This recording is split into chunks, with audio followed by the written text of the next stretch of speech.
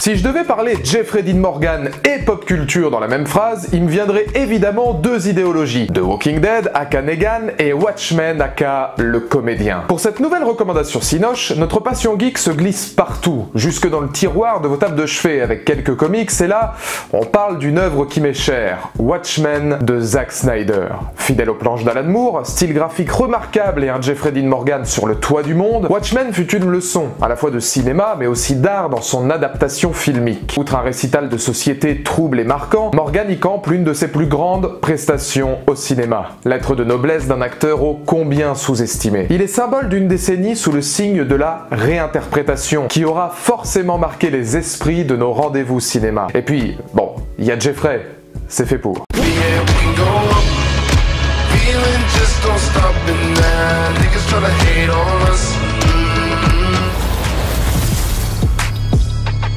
Bonjour à toutes et à tous, c'est Valou et bienvenue pour cette toute nouvelle vidéo, cette toute nouvelle critique consacrée à Bon baiser du tueur. Ça sent bon le titre des thrillers des années 80 franco-français, donc je ne vois pas pourquoi on l'a traduit comme ça, mais c'est pas grave. Un film de Danny Stanovic avec l'excellent, le beau, le grand Jeffrey Dean Morgan. Vous étiez très nombreux à me demander cette critique. Ça fait partie d'une semaine où il y aura aussi, dans les 2 ou 3 prochains jours, une critique d'un film avec Nikolaj Coster-Waldau. C'est un moyen pour moi déjà de me faire plaisir, de découvrir de nouveaux films avec quelques-uns de mes acteurs de prédilection, et aussi, en cette période assez difficile, de vous proposer aussi des films pour lesquels vous ne seriez peut-être pas allé parce qu'il n'y a pas eu beaucoup de communication autour de ces longs métrages. C'est vrai que c'est des œuvres qui n'ont pas eu la chance de passer au cinéma. Eh bien, c'est le cas aujourd'hui. Il est accompagné de Famke Janssen, l'inoubliable Jean Grey des X-Men de Bryan Singer, qui depuis, on sent qu'elle a joué dans Nip Tuck, hein, parce que alors, le visage, le botox fait des ravages, c'est terrible, c'était quand même une des plus belles femmes de la planète. On y retrouvera également, et alors ça, je trouve que c'est assez intéressant, ou en tout cas moi ça m'a bien plu, Steven McIntosh, qui était de la saga Underworld, qui est un acteur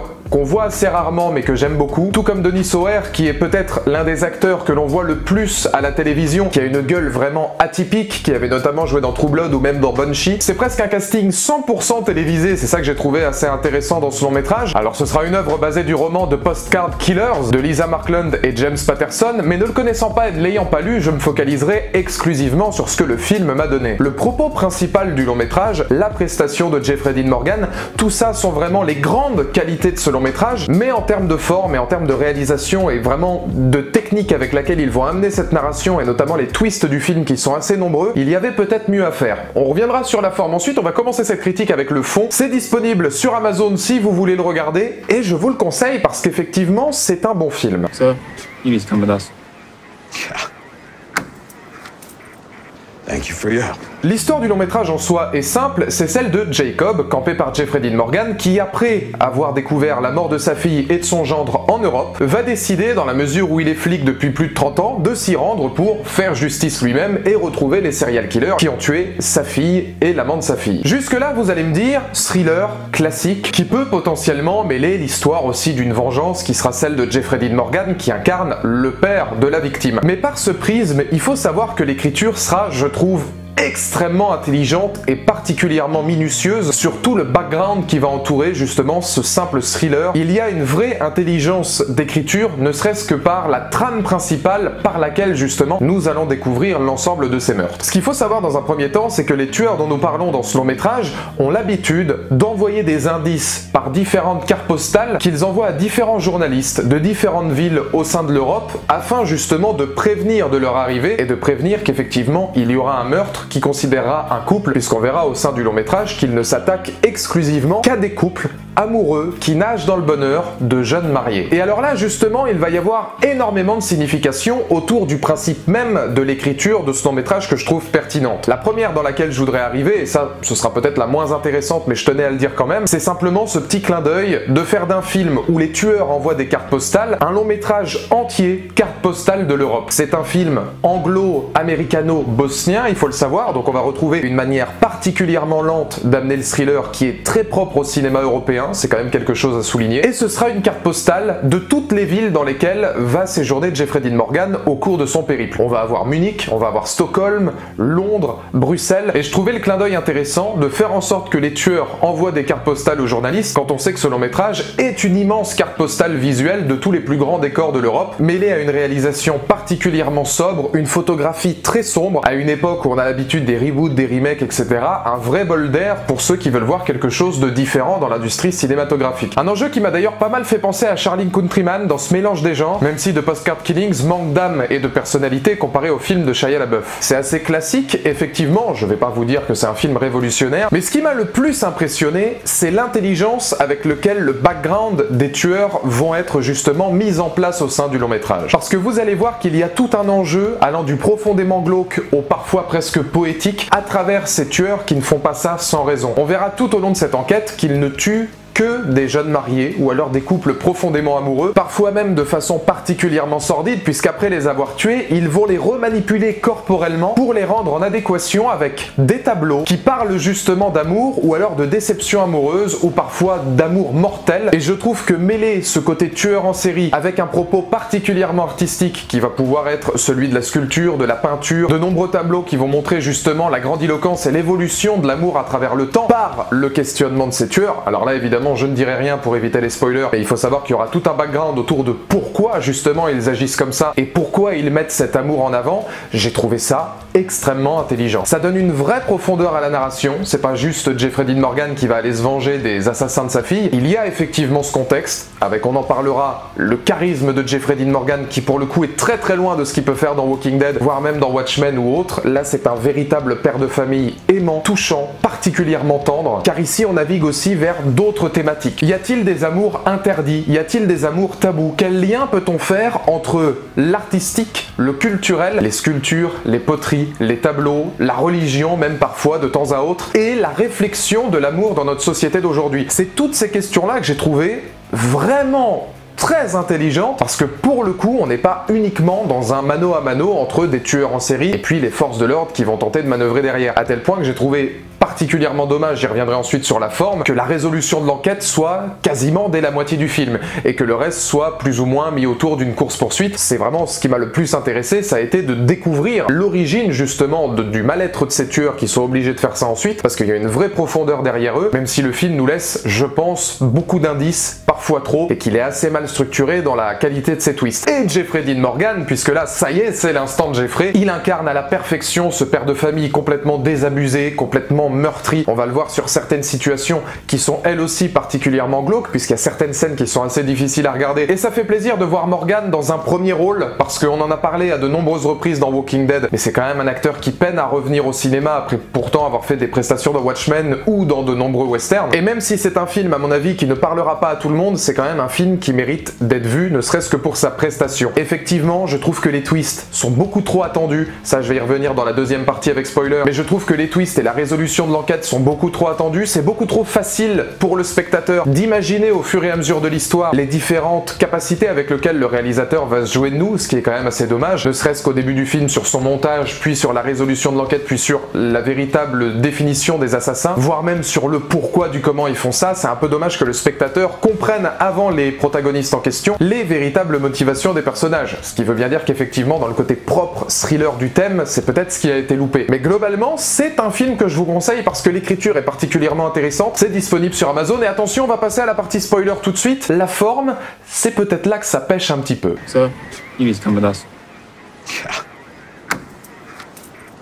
Thank you for your help. Car oui, c'est la maladresse du twist où à trop en faire, malheureusement, le spectateur comprend pratiquement tout en avance. Je voudrais juste revenir, et c'est pour le petit clin d'œil sur la VF et la VO, parce qu'il faut savoir que la voix française de Jeffrey Dean Morgan dans ce film, et c'est assez drôle pour être remarqué, c'est celle de Bryan Cranston, notamment dans Malcolm, dans Breaking Bad. Ça lui va particulièrement bien, mais il faut savoir qu'en VF, il est beaucoup plus tendre et ça rend son personnage beaucoup plus humain, beaucoup plus tendre et beaucoup plus triste que sa VO, qui même si Jeffrey Dean Morgan est impeccable, est quand même un peu plus péchu, avec son phrasé, son espèce de grandiloquence, son charisme naturel. Il l'a évidemment en VF aussi, hein. J'ai regardé le film en VO et ensuite j'ai regardé de nombreuses scènes, parce que j'ai eu le temps de le voir plusieurs fois en VF par la suite, et c'est vrai que ça peut changer un petit peu la narration, et ça peut changer la perception d'un personnage vis-à-vis du spectateur. Ça je voulais juste le dire, c'est un petit clin d'œil. Les deux versions sont très bonnes, mais on a presque deux Jeffrey Dean Morgan différents, donc comme quoi effectivement, je persiste et signe qu'il n'y a pas de débat, il n'y a pas de rivalité entre la VO et la VF, les deux se combinent très bien. Maintenant on passe à la forme, et encore une fois, n'ayant pas lu l'œuvre originale, je prendrai uniquement en compte ce que le film m'a donné, n'étant peut-être qu'une bonne ou une mauvaise interprétation du livre, je ne juge ici que l'enjeu filmique. Il faut savoir qu'on va nous mener en bateau à de nombreuses reprises. Alors là, je vais un petit peu plus spoiler. On a, je l'ai senti, une envie dans ce long métrage de prendre véritablement à partie le spectateur dans une espèce de jeu d'échecs où Tanovic va vouloir se jouer de nous à plusieurs reprises, mais où malheureusement on le sent venir très rapidement. Je vais faire vraiment par ordre chronologique, ne serait-ce que le montage où on pourrait imaginer que les tueurs sont en réalité la fille et le gendre de Jeffrey Dean Morgan. C'est, je pense, ce qu'on a tous pensé au début du long métrage pour ceux qui l'ont vu. Il y a une sorte de montage inversé où on va avoir l'impression que Jeffrey Dean Morgan continue sa narration et que tous les segments autour des tueurs, que l'on pense évidemment au début ne pas être les assassins, seraient des flashbacks autour du voyage en Europe de sa fille, raison pour laquelle on ne montrerait d'ailleurs que très peu son visage à la morgue afin d'emmener le spectateur sur cette piste. Le film laissant donc imaginer deux temporalités différentes. Au fur et à mesure du long métrage, le montage devient particulièrement évident, notamment quand on va découvrir par différentes images d'archives le véritable visage de la fille de Jeffrey Dean Morgan. On se rend vite compte avant un plan qui était vraiment étudié comme le twist faisant comprendre au spectateur qu'il n'y a qu'une temporalité, que nous faisons fausse route.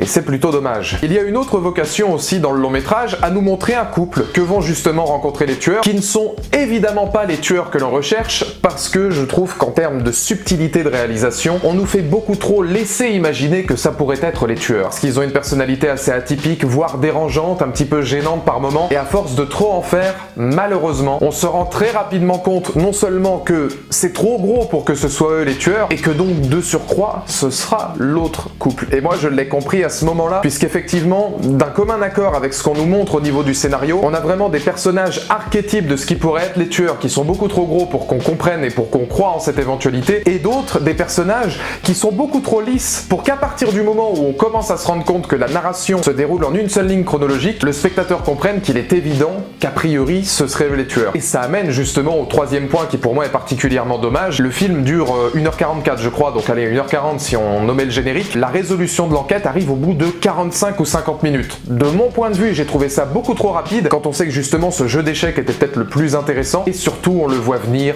très vite. Alors ça ne remet pas en cause tout l'enjeu qu'il va y avoir, tout le background qu'il va y avoir, qui est quand même assez sordide. Ça parle de cette figure paternelle qui les a frappés, violentés, qui les a complètement bridés, qui leur a brisé leur vie. L'amour, comme je le disais, qui est interdit, pour finalement comprendre que c'était deux personnes qui avaient été adoptées et qui auraient pu tout simplement vivre une histoire d'amour tout à fait normale. Donc il y a énormément de significations autour de l'amour, autour de l'artistique, autour de la figure paternelle, beaucoup de poésie, de tragédie aussi. Mais tous ces arguments-là, qui sont de vrais arguments intelligents dans le film, sont malheureusement mis au service d'une forme bien trop attendue, avec des twists bien trop évidents pour que le spectateur se dise « Oui, j'ai eu affaire à un vrai grand thriller ». Et puis alors, malheureusement, j'ai trouvé le final ultra incohérent, où comment un mec peut laisser s'échapper des tueurs qu'il pourchasse pendant des jours alors que sa fille est morte, sous prétexte qu'ils ont nulle part où aller. Bon, visiblement, ça a pas super bien marché non plus, puisque Sylvia survit à la fin.